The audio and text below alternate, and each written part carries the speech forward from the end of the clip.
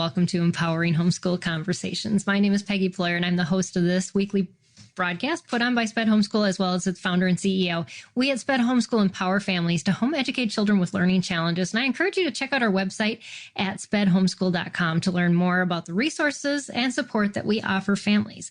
And I'm excited today to have one of the SPED Homeschool board members on, Dr. Jan Vidal. Welcome, Jan. Thanks for coming back on the show. Hey, it's great to be able to offer some encouragement today. Yes. Yeah. And we're kicking off a new month. So last month we were talking about medical challenges, and it was a pretty heavy month. And so we decided to follow up this month with some cheap, free resources that you can use in your homeschool, especially to help a struggling learner. And I just want to encourage you to be part of this conversation. I see that we already have one viewer on YouTube already saying hi. Kara Sue, hi. Well, thanks for joining us. And if you have any other questions or comments throughout our discussion this hour, we just want to encourage you to put those in the feed.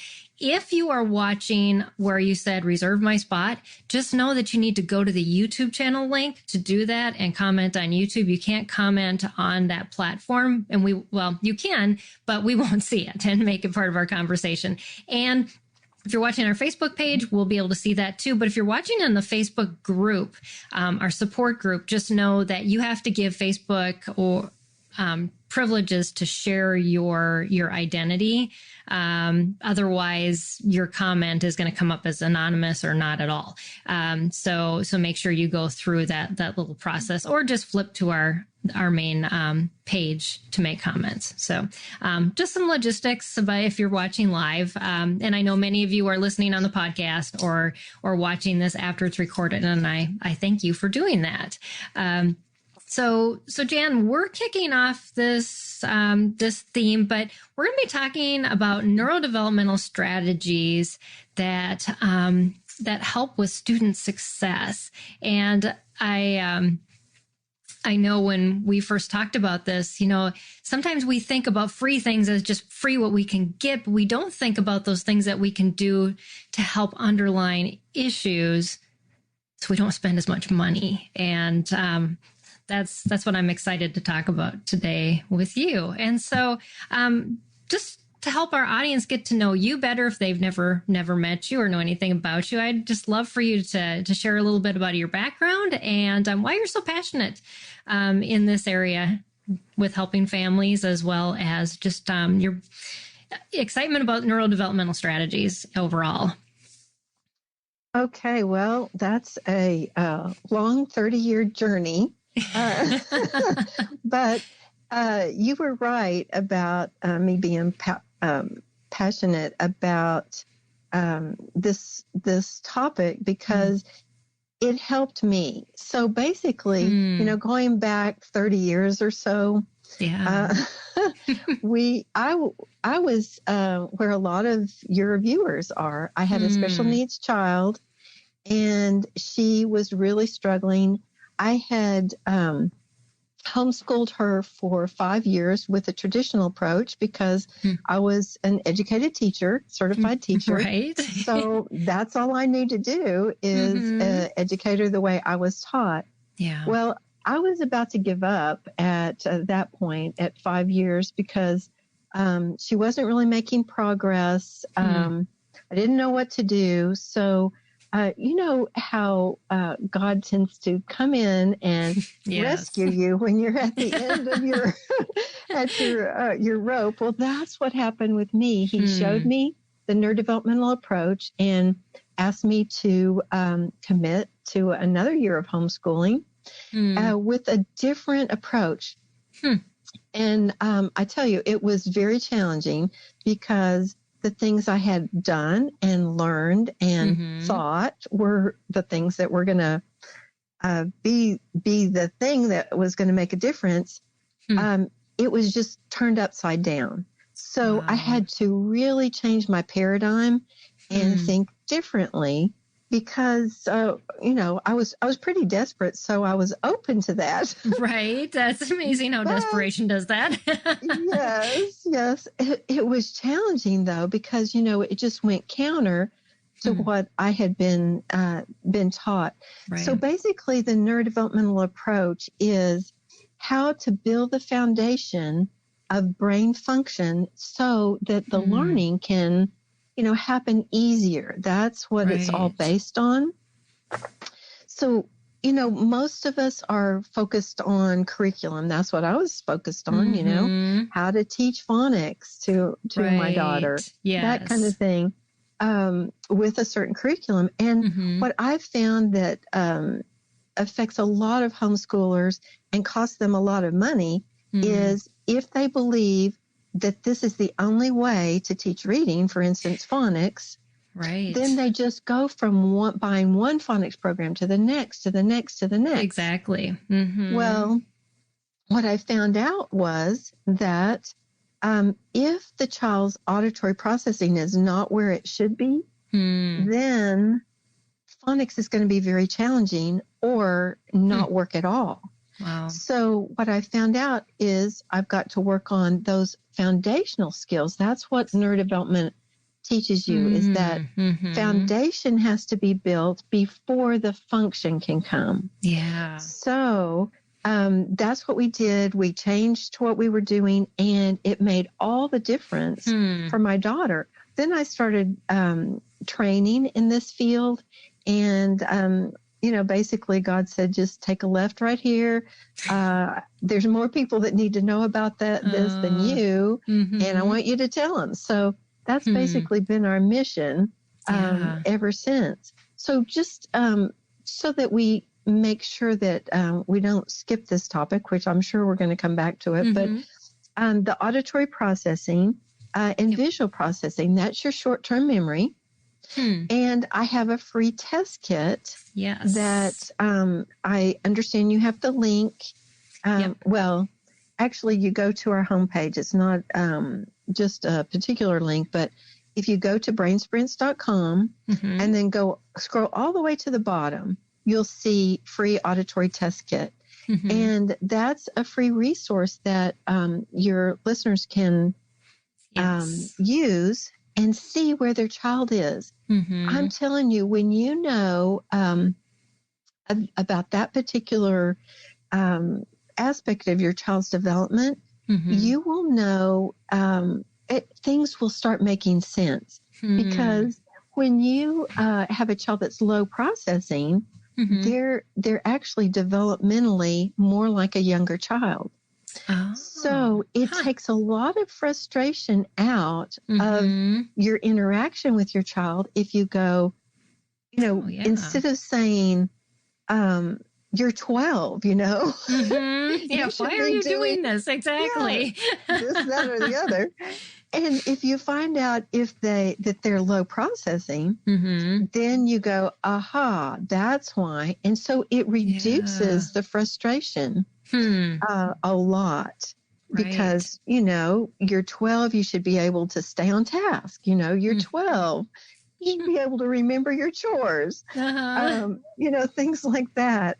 So that's one thing that I just really want to encourage your listeners. That's a part of the neurodevelopment is working on that short-term memory, both auditory and visual.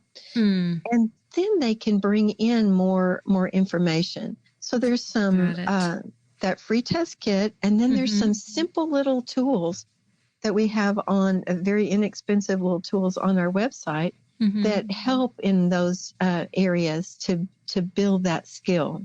Great. Yeah. And if you're listening again, the website is brainsprints.com. And I'm sure we'll be talking about it again throughout this broadcast too, because Jan has so many good resources and writes so many great blogs for our website as well.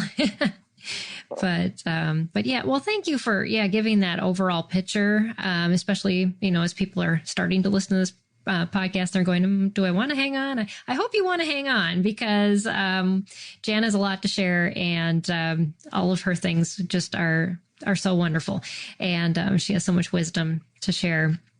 And so where did the neurodevelopmental approach come from, and the whole the whole basis of thinking. It's not, I'm assuming it's not to replace curriculum in essence, or is it just a different approach to actually teaching? I guess it's both, because, there's some fundamental things like the keys, what we call the 3 keys to learning, which is frequency, intensity, and duration. So to help your listeners understand that, it's frequency is how many times a child needs to hear something to be able to really have it. Oh, okay. We'd like to just tell them one time and they've got it, right? Because there's limited time for homeschoolers. But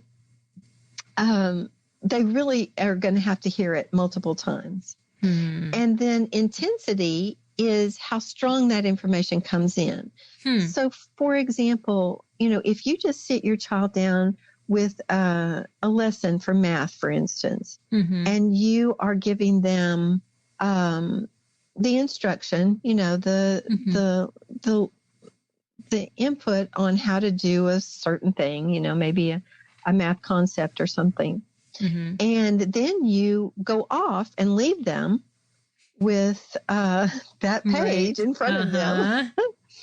Oftentimes, the intensity goes way down at that point, especially if their processing is low. So just a real tip on how neurodevelopment, this frequency, intensity, and duration works.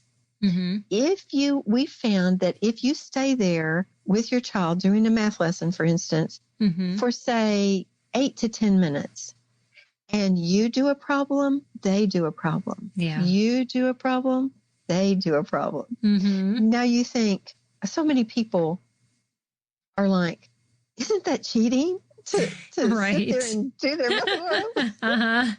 But what we're really talking about here is giving input with intensity. So if you do the problem for them, it takes all the pressure off of them doing it, because, sometimes those books, they give you the lesson and they teach it to you one time and they expect you to know it. Right. Well, if they see it several times, then it's so much easier for them.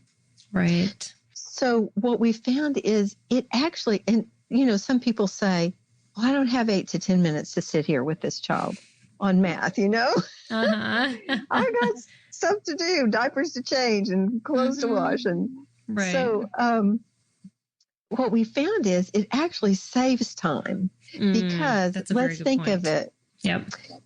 If they get their page done and then you've got all these mistakes on the page. Right. You go back to them and you have to go over all those mistakes. And the child's defeated and their attitude is bad because they don't want to, get it wrong. Right. And so you spend a lot more time with the emotional and the correction than you would if you just sat there and did it. Does that make sense? Yeah, it does. Yes, it's the planning. It's the beforehand instead of, picking up the pieces afterwards. And then they learn it wrong too. And then you have to correct that. And it ends up being even more work to undo what they have done.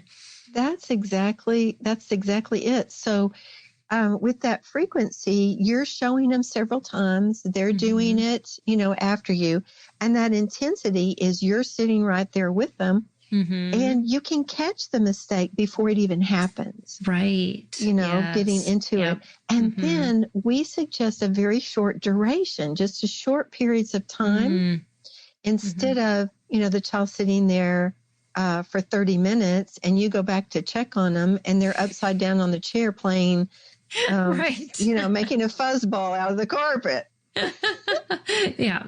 Exactly. Because the time went too long. So as far as neurodevelopment, there's techniques and then there's curriculum that I've developed based on the those techniques, frequency, intensity, and duration, but also the main part of neurodevelopment is getting that brain working optimally. Okay. So if you think of it like this analogy, where you've got a computer, and it's a pretty nice computer, got a high speed, it's got good memory and all that. But if you hook up that computer to DSL, like we have, I used to say dial up, but right. most people don't have that anymore.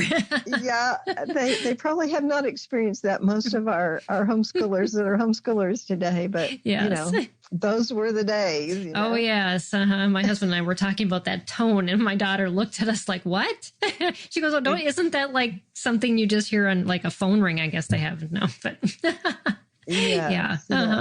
no.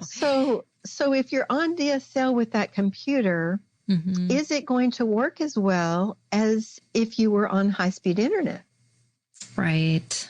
You see the difference? Yes. Nothing changed about that computer. It's still as smart as it ever was, but it's not working efficiently.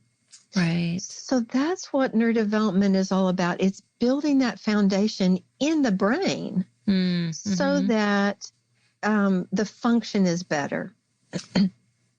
Got it. So I can give you another example in a different area.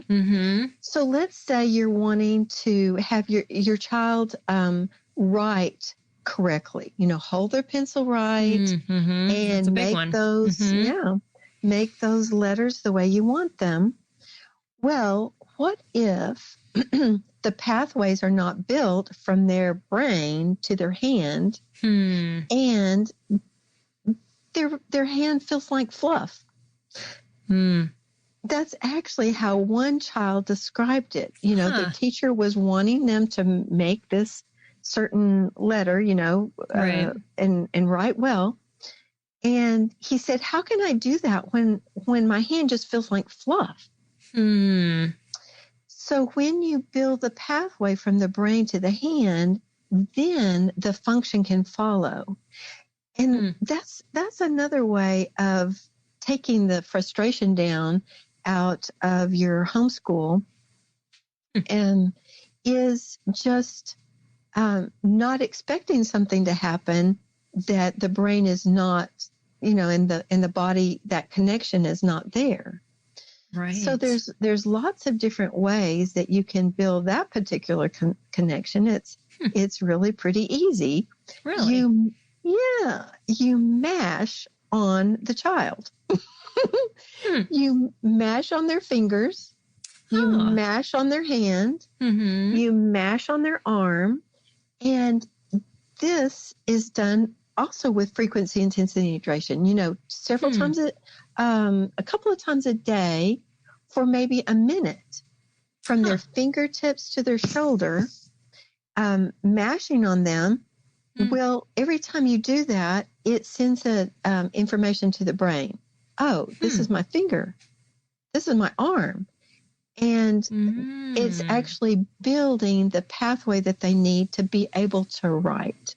Oh, wow. Yeah, I suppose they just haven't had the activities necessary to locate that in with their body space and all of that. Yes, there's lots of things we do culturally that cause that kind of thing to happen, for them to just miss those little steps. So, it's interesting. I don't know. I've got so much to share. I don't know for sure which direction to go.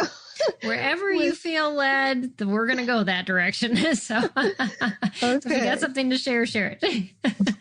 Well, what we found is that we become a very visual society. So our auditory is going way down. Yes. And we also see that culturally, we have so many gadgets to put our infants in. It's almost like you're not a good parent if you don't have one of these and one of those and one of something else. Right. And it's also culturally, the grandparents aren't saying to their children with their children, put that baby on the floor. Don't hold them all the time. Don't put them in that sling. Don't carry them around all the time. They need to be moving around. Yeah.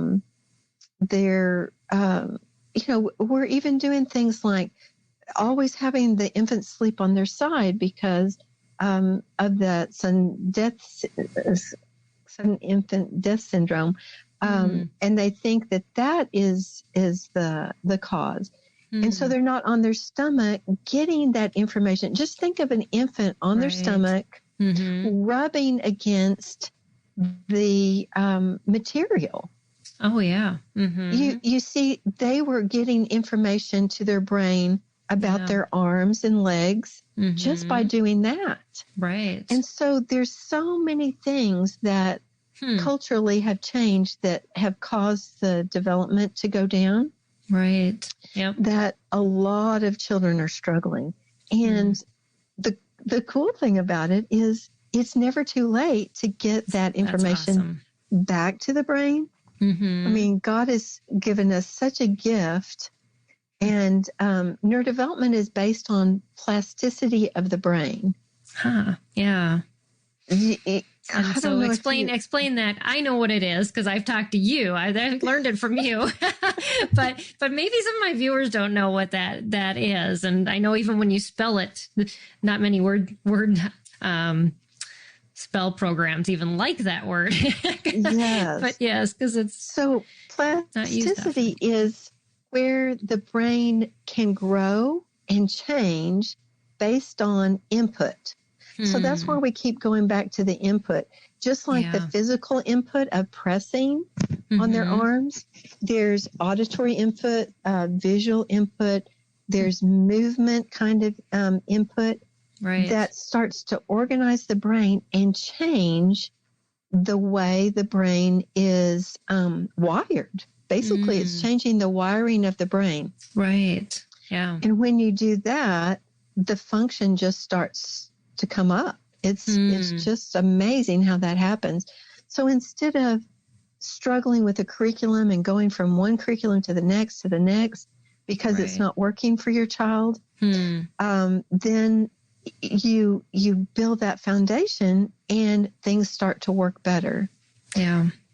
I guess another example of that is this the thing about learning styles that have come up.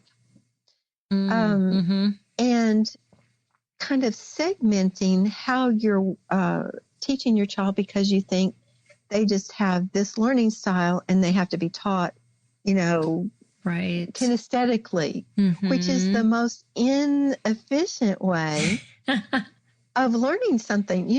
I mean, if you're doing a math problem or learning to read, if you have to hold it and feel it, it takes a lot more time and effort. So what we try to help people understand is you want to be good in all learning styles because some information's better comes in auditorily.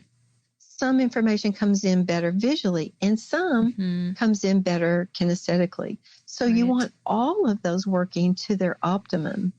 So like, for instance, math concepts, we believe it's better coming in visually. And that's why we say you show it to them. You don't say much, you just show them. Yeah. And with the auditory, the things that come in better auditory, one of those is math facts. So when you just think about it, when you see or hear 6 + 2, you tend to hear 8 in your brain. Yeah, I did. So it's better for that to come in auditorily. Now, it can come in all the different ways, and that's what we do with our rapid recall system, where the child sees and hears and says and writes 5 math facts 14 times a day. It only takes 6 minutes, going back to that frequency, intensity, and duration. Right. But they, I just totally lost my train of thought.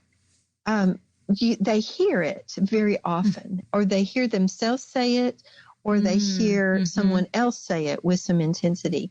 That's what I was trying to go with, to bring it in that best channel. So one of the free resources that I have for you too is that what we call math facts assessment. It's a free assessment.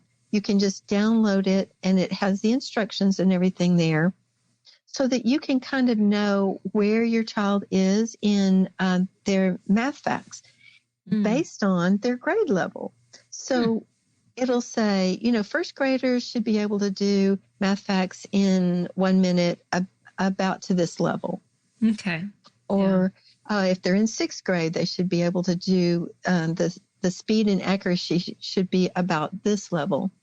So that's something that they can use to kind of see, well, do I need help here, or is it not such a big issue? Right. So that's something that they can use. Right. And I will put that link in the YouTube description after the show so that you can get to that. Yeah. That's a really good free resource that you can use. And then, some of the children are behind in math, many of them. Especially the ones that are coming to SPED for help.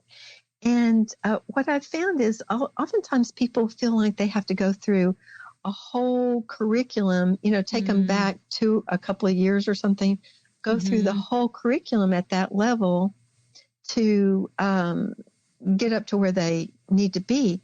But what we found is working with this concept of visual circle math. That's another low cost kind of.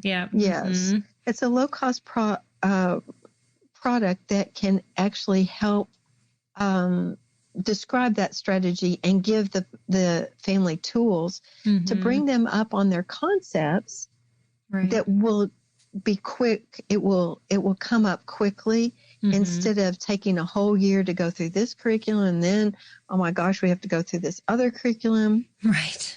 Yeah. Because what we found is in the other areas other than concepts, what I mean by concepts, addition, subtraction, multiplication, and division, those are the basic concepts.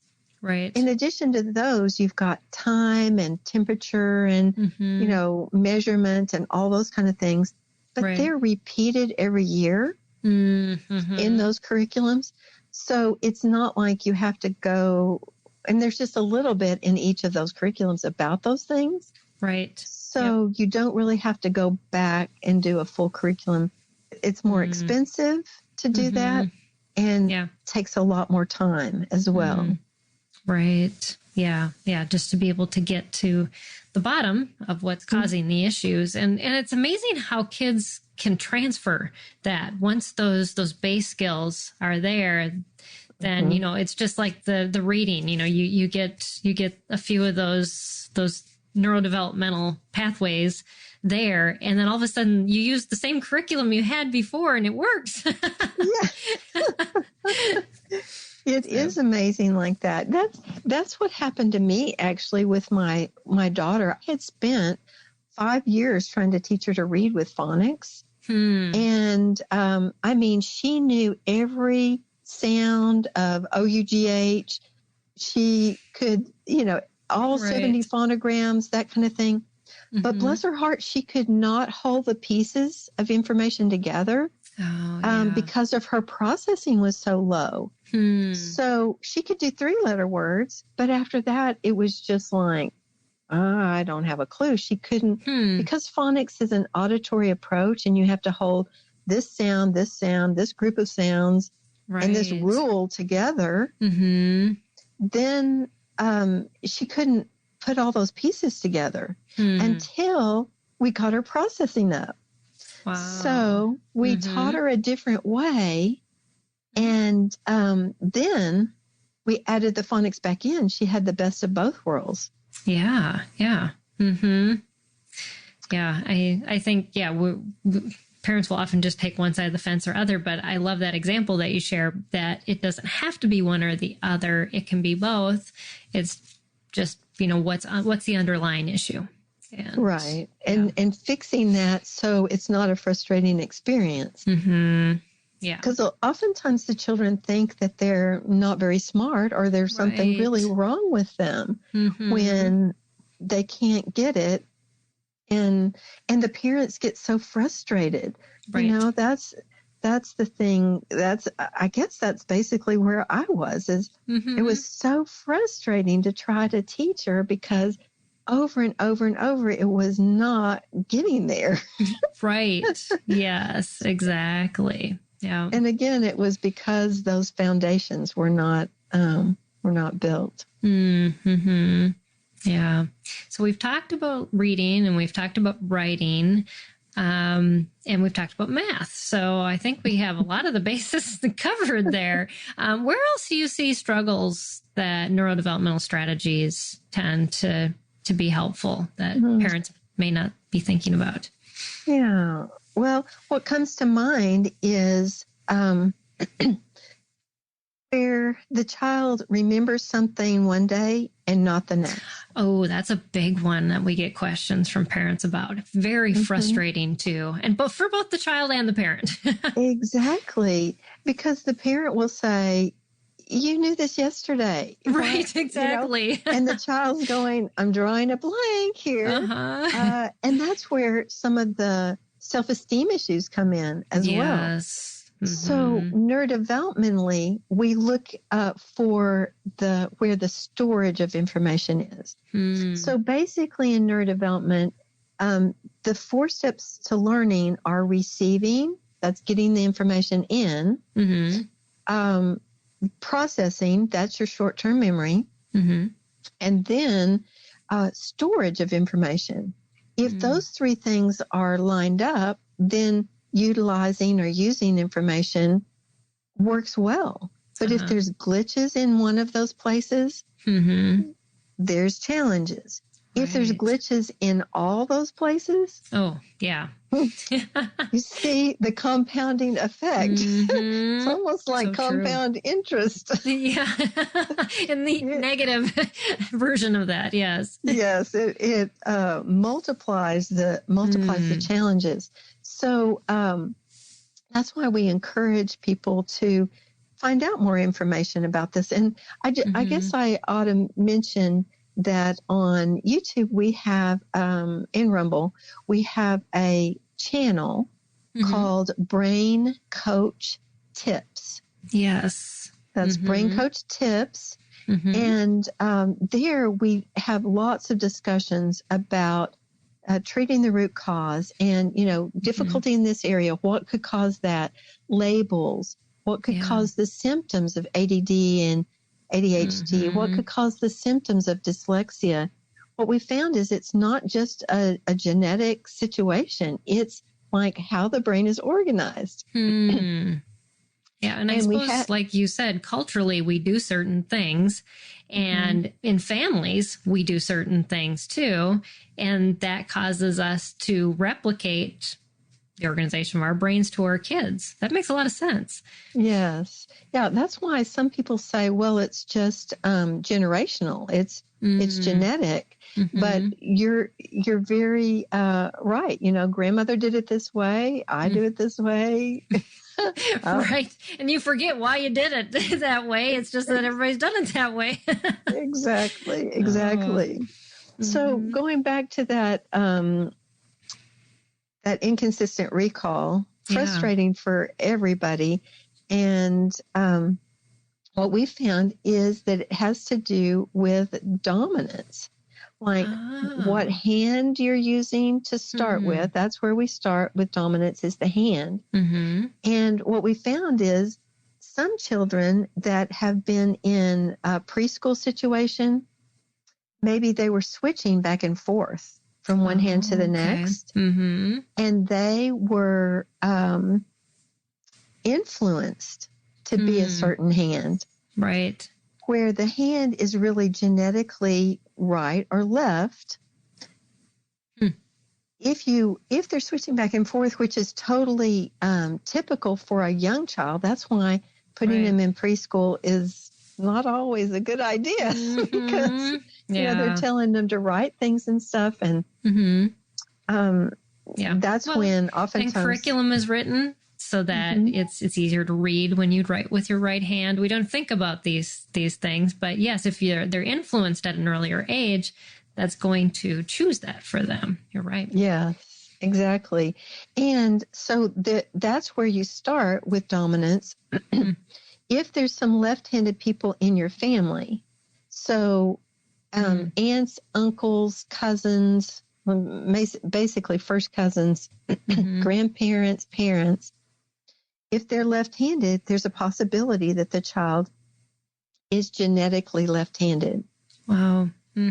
So you kind of want to watch for that. If you have a younger child, put everything at the midline so that they're not influenced by the location. Right. If you're always putting the crayons on the right side, they're typically going to not reach across, but just pick it up with the right hand. So writing utensils, cups, anything that even Legos, if you put them at the midline, you can start to see which hand is genetically supposed to be correct.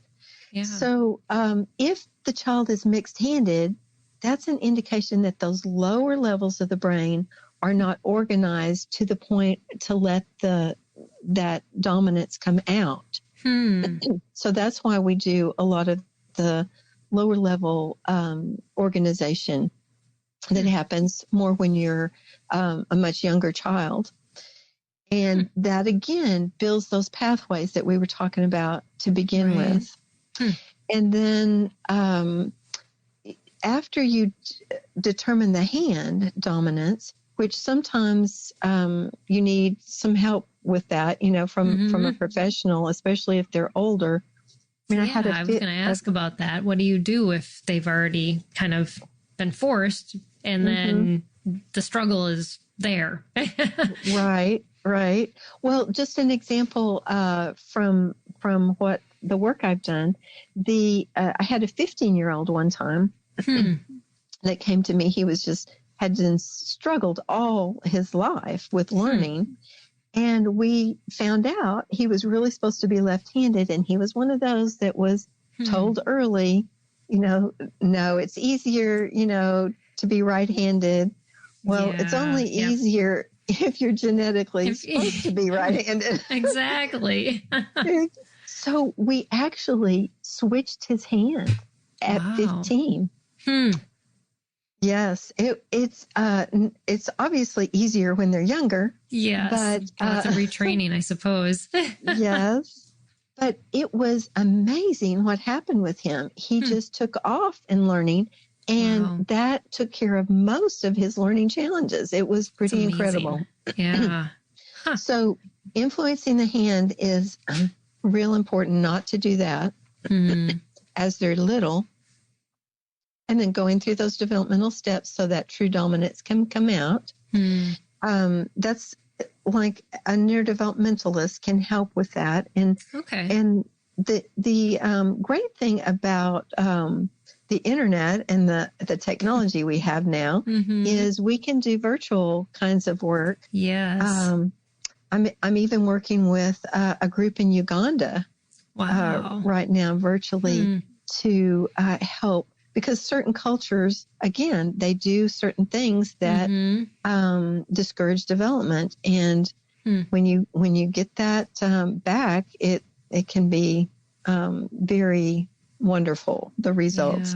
Yeah. So after that hand dominance is established, you can look at the eye and the ear. So to help orient you there. Your one side of your brain controls the opposite side of your body. So your right hemisphere is going to control your left, and your left hemisphere is going to control your right. So think of it this way: if you're right-handed, your file cabinet that you look for things in is going to be on the left. Okay. And if you're left-eyed and putting information on the other side, it's going to be a whole lot harder to find. Right. Yeah. So the analogy I have there is like if you had a filing cabinet and you put a picture of a giraffe in the second drawer of the filing cabinet, and it was a really long filing cabinet. Okay. Okay. So your child says, I want to see the picture of the giraffe. And you go, okay, no problem. And you open the second drawer. And of course, the first thing you do is look for it under G for giraffe. It's not there. And then you go, oh, it's probably under M for mammal. It's not there either. But you know it's in the second drawer. So you start searching and searching and searching. How time-consuming, energy expending, frustrating. Right. Yeah. Is it going to be to find that information? Well, I see two different personalities that have this issue. One is going to dig and dig and dig. Right. Yes. Till they find the persistent ones. Yes. The others are going to say, it's too hard. I'm out of here. Bye, Mom. Right. Yeah. They don't even want to try because it's so frustrating for them. Yeah. And so what we found is when you're all lined up on the same side as your dominant hand with your eye and your ear and your foot, it's more efficient to bring information out. And most every time when we see parents say, wow, they just, it's such an ordeal because they've got it, the light bulb went on. Right. Yeah. And the next day they just look at it like a cow at a new gate. It's like, what? So, yeah, that's what we found is the root cause. That makes so much sense. Yes. Of that. So, finding the root cause of whatever the issue is, for a lot of our kids, they're sensory sensitive. Yes. Like clothes just bother them. So they're just moving around all the time to try to get to deal with tags that. off and yes. So again, if we're expecting them to sit still and pay attention when their brain is getting this sensory overload that goes, all I can pay attention to is this. Right. Yeah. So if you address that root cause, then you reduce that symptom. Oftentimes it even goes away. Yeah. So that's the exciting thing about neurodevelopment that I just love is one, looking at the whole child instead of one specific thing. Right. Yeah. I'll give you another example. In my case, my daughter was in speech all of her life, just about. Which is a typical thing for a lot of our community. Yeah. So the goal was to get her to talk in longer sentences, right? Well, when I went to the neurodevelopmentalist, he said she can only process 3 pieces of information. Oh. Now, how is she going to talk in 5 to 8 word sentences if she can process at a 3? So the whole thing about, working with a speech therapist that's only working on let's lengthen the sentences. Right. Exactly. It doesn't work. You have to work on the root cause of that, which is that short-term memory. If you're working on that, then your sentences just automatically get longer. It's pretty exciting how that happens. That is. And I think we always come at it from that top approach because, that's how the school system is set up. It's an easier way to teach because if we came into a classroom of 30 kids and tried to get to the root of every child's issue, it's too difficult to do in that model. And so the top-down approach is the typical education model. But as homeschoolers, we have this freedom to work with our kids individually and get down to these basics that that really will help them succeed and soar. And like you said, this connectivity and just being able to get that learning in and back out. Yes, that's the beauty of homeschooling. I mean, not only, in the school, oftentimes the IEP says more one-on-one time. Right. So they pull them out. Right. Well, and that's what we've got all the time. Exactly. Now, I mean, we don't have it all the time. In a perfect world, we would. But homeschoolers have so many obligations during the day. But still, you can carve out that time and have that one-on-one time with your child. And what I've found, Peggy, is if a lot of parents are just like fear and trepidation of homeschooling a special needs child. And it's really the best place for them to be. Yeah. If they're equipped, the parents just need to be equipped with what to do. And the progress, what we've seen is they progress, dramatically different than if they're in the in a school setting. One of the clients that I worked with, he came from a homeschool. I mean, he came from a public school, and the family was not in the mind of homeschooling, Yeah. And so I convinced him to do at least 1 year of homeschooling. We had the summer and the school year and another summer. And he went back to school, and they put him, because he was labeled dyslexic, they put him back in the dyslexia class. But they didn't retest him to see if he really needed it. They just assumed that because he had dyslexia, and he was an older student, and it would, so that they put him in there, and the mom asked after several months, because he had done this, all the foundational kind of things for that amount of time with brain sprints.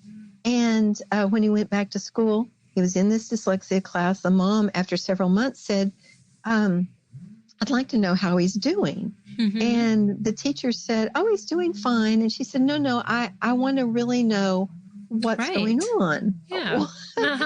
And the teacher said, well, to be honest, I don't know for sure why he's in this class, because he's leading the way for all the other students. He's getting all of it. And so he had that basis of phonics that was now released to be efficient and to work for him in reading. So, just being equipped with the right thing, homeschoolers can make a major, major difference. Yeah, exactly. And it's it. It's being equipped. And instead of, just trying to do the same things. And like we talked at the beginning, it doesn't take a lot of time either. You were talking about just these short spurts, but that one-on-one and reinforcement and doing things alongside them, allowing them to just get the input. That makes a world of difference. And we don't often think about that. We think, okay, I'm going to teach it, and then it should just come out. And it doesn't always do that. Exactly. And we all get frustrated over it. Yes. Well, and again, the curriculums are built with output. So yes, that's a good point. And so my motto is, if you don't like the output that you're getting from your child, you got to look at the input. Yes. So do they need more? Do they need it differently? Or again, are one of these foundational things not working right so it can work well for your child? Yeah. An easy change is just increasing the frequency of input. Like you said, we can do the problems right alongside them. And if that solves it, that's an easy solution. Yes. But doing a couple things like that and then saying, well, these aren't working, so there's got to be a route, something else dig deeper with. And the tests that you offer on your website are really helpful to help parents, just to see what's going on, because we tend to beat ourselves up. And then we say, well, it's our child's problem or our problem. And then, it ends up being, it's just a disconnect that we need to work with. Well, and another low-cost thing that I was thinking of, so many therapies are so expensive. We came up with what we call a neurodevelopmental screening. Oh, and that's something we can do virtually or, at one of our locations. We've got, I go to Denton and Conroe and close to Austin area. Okay, so all in Texas. Yep. Yeah, all in Texas for the in-person. And then virtually, we can also do a screening. But what the screening does is help us identify some of the major root causes of challenges and give direction to the parent about what they can do to change those things. So that's something so that's on our website, too, under services. You might look into screenings, neurodevelopmental screenings. Okay. And we also have free consultations for families that are just going, I don't know what to do. I don't know where to start. Which one we start? What is it that we need to look at or pursue? And so we have that option too on brainsprints.com. You can get a free consultation to help kind of direct you where you can start. And sometimes we just send them back to those the YouTube videos to get a little bit more of the philosophy, so that they know whether to pursue something like this. It just, for me, it just lined up. I mean, it just made so much sense. You look at the whole child instead, the tactile, the auditory, the visual, the language, the mobility, how are they able to move? And that gives you the clues on where to start. Yeah, it's kind of like that stepping back and looking at the bigger picture, where we're so close and we're so involved that we don't often do that. And there's where the frustration comes in, because to have another person come in and do that with us is so helpful, because then you can see it clearer too, instead of, bringing in, like I said, it's my fault, it's their fault. Well, maybe it's something that we don't have to point any fingers and we can work around this. Right. So yeah, it is helpful to have that third person involved and to help evaluate. So, and like you said, it isn't like a full neuropsych evaluation that costs thousands of dollars.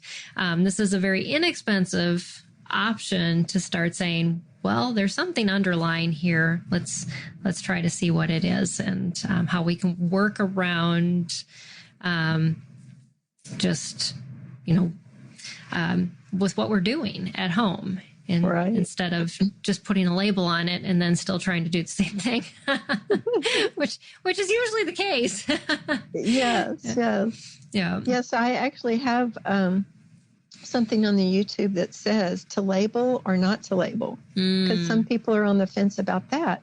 I was not really wanting a label for my daughter. I just wanted what was going to help her. And but the school that she was in at the time, before I even knew about homeschooling, was saying, if we get a label, we'll probably be able to help her better. Well, all the label did was discourage everybody and bring low expectations. And I just said, no, I'm not receiving that negative word over her life. I'm just going to do whatever I can to help her.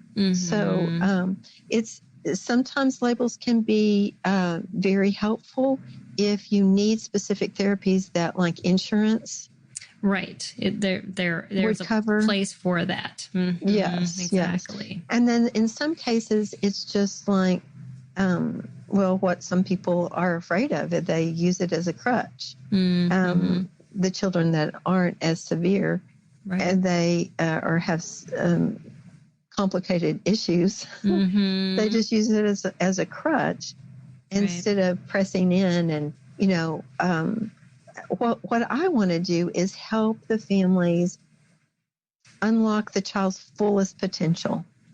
That's a good way to put it. Mm-hmm. That's what I want to do. Whatever their potential is, we want to unlock that to the best of the abilities.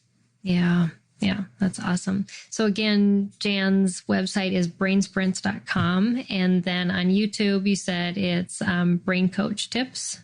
Yes. Yes. And there'll be some other links. I'll share all of them down in the description of the YouTube video and also on the podcast description so that you can get to those quickly because some of them have longer URLs. But again, that on your main page down at the bottom, that's the auditory processing test. Is that correct? Yes, and actually we've included the visual test in that. Okay. We do say on there, because auditory processing is kind of a buzzword these days. People are starting to understand it. Right. When I first started, nobody even knew what auditory processing was. But now that it's gotten to this epidemic proportion, and it has a label, central auditory processing disorder, they call it a disorder. Then we put that as the title, but just so that there's a way to test for younger children and even nonverbal children. Oh, that's good for to know. The auditory processing. So it says it's the Tiny Tot test kit for the auditory processing, but it's really for anybody that's nonverbal, even if they're not a tot. Yes. And it will also have a visual test kit too. So your visual short-term memory, you can test both of those. Oh, that's good. Yeah, that's very helpful. So yeah, well, thank you, Jan, for all that you shared. I didn't even bother to look at my questions. You just kind of rolled right through.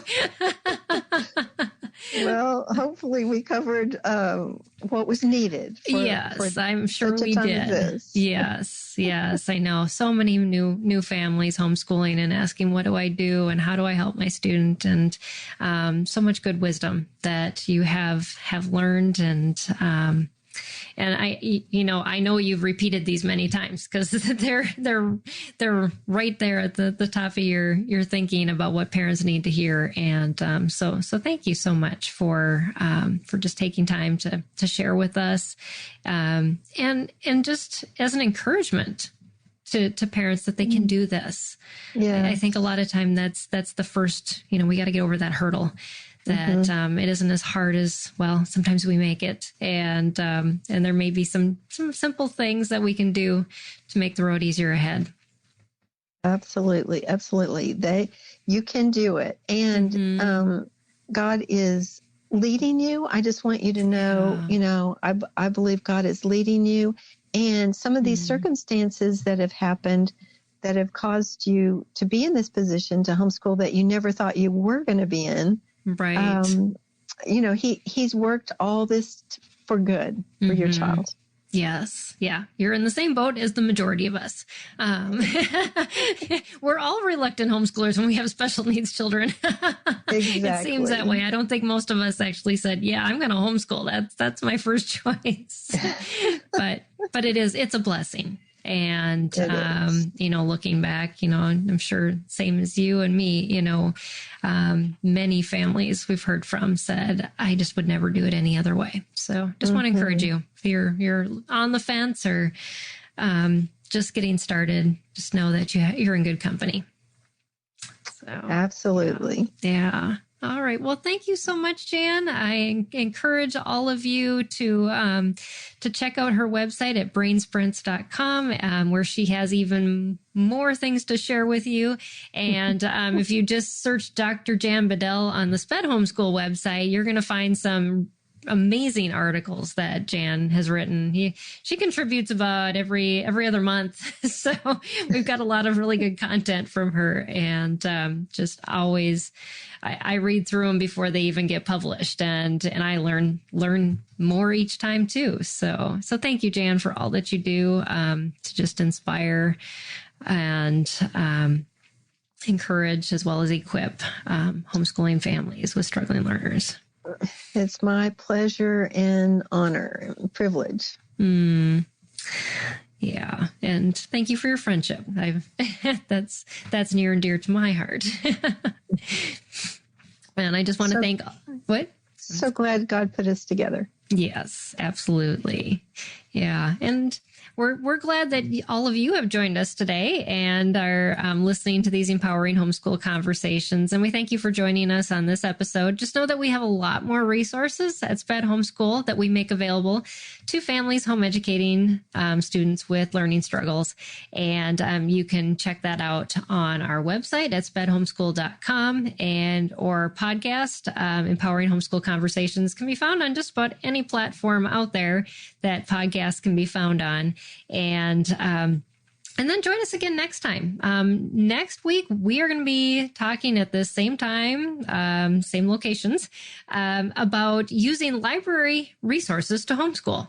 And so just some different ways you can use those free things that you pay for through your taxes to homeschool your students. So I'm looking forward to that conversation. So thanks all for joining us. And thanks again, Jan. It was a pleasure having you back on the show. And and we'll see you all next week right here. Bye, everybody.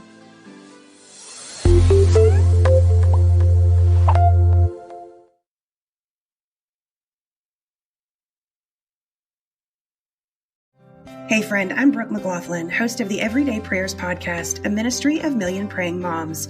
And I'm here to invite you to partner with God for the hearts of your children on the daily. Our goal at Everyday Prayers is to help moms understand and pray God's word. Join us each weekday as we share insights from God's word for today's Christian mom. Tune in to the Everyday Prayers podcast in your favorite app or by visiting lifeaudio.com.